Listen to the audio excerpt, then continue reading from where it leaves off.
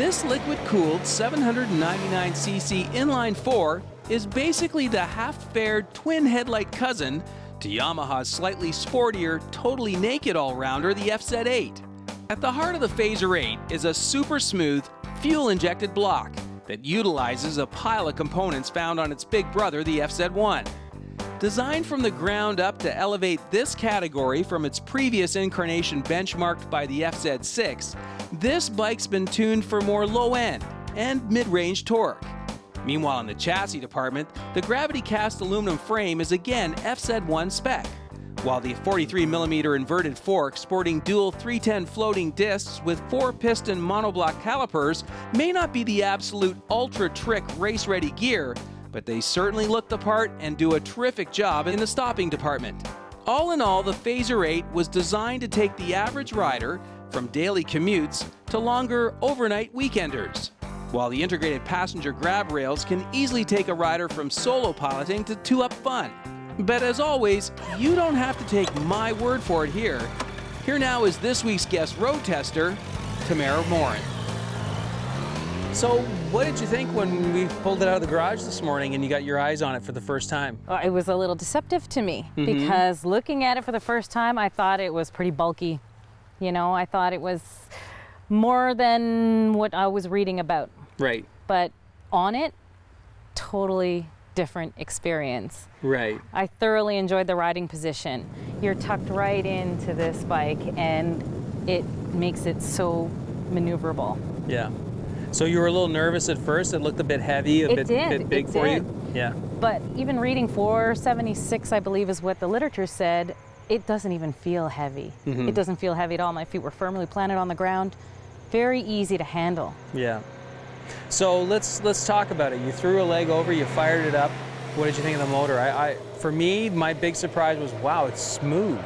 Smooth, peppy. It had a lot of grip right off. On the first gear, it already wants to go. Right. So it was really, really peppy right off the top, and then smooth shifting right through all the gears. Yeah. You can feel them go into every gear. You know where you're going. It doesn't have the gear shift indicator, but it does have the neutral finder. Right. So at least you know where you are there. How did you like the sound? Because you sounded pretty nice flying away from us on the camera. I loved it, actually. It's got a, even though it's inline 4, throatier sound that I'm used to hearing on the inline 4. It's a little higher. It does rev a little high, but the sound out of the back end was good.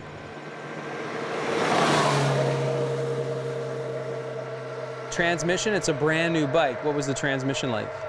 It picks up really well. Every time you're shifting your gears, you had power in every gear. Again, the shorter ratios at the beginning give it a lot more, even a kind of torquey kind of feel to it, but gets you going really quick. What about the handling of the bike?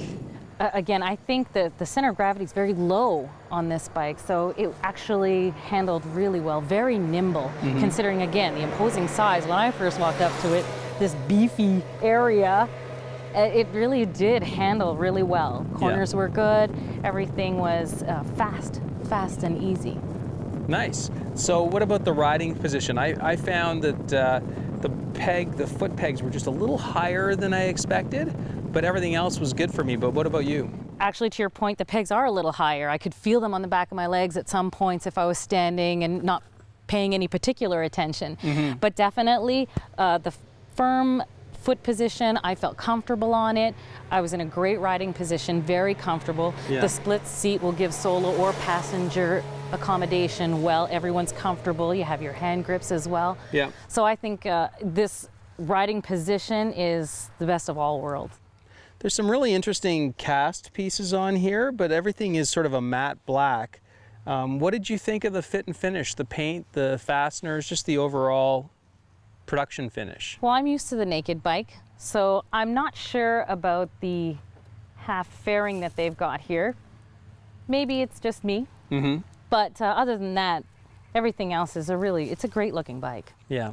Who do you think the bike will appeal to? Who would you suggest take a look at this? Well, given that it's an 800, in the literature I was reading, which really hit home with me, was that there's a lot of push towards 600 to 1000s when you're coming off your 125, 250. Your skills grow, you're getting confident, you want to go to the larger bikes.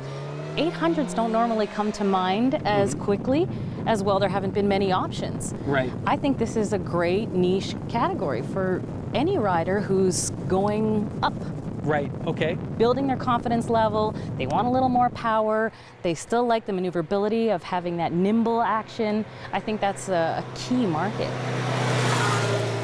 What would you say was the lasting impression, the one thing that sort of really stands out in your mind about this bike? Power versus size. I think this bike has it all. When you talk about getting a sporty bike that's a little massive, but still nimble, maneuverable, and powerful. You really like the 800, eh? I love 800. That's your favorite number. Good job. Thanks. Thanks, Mara.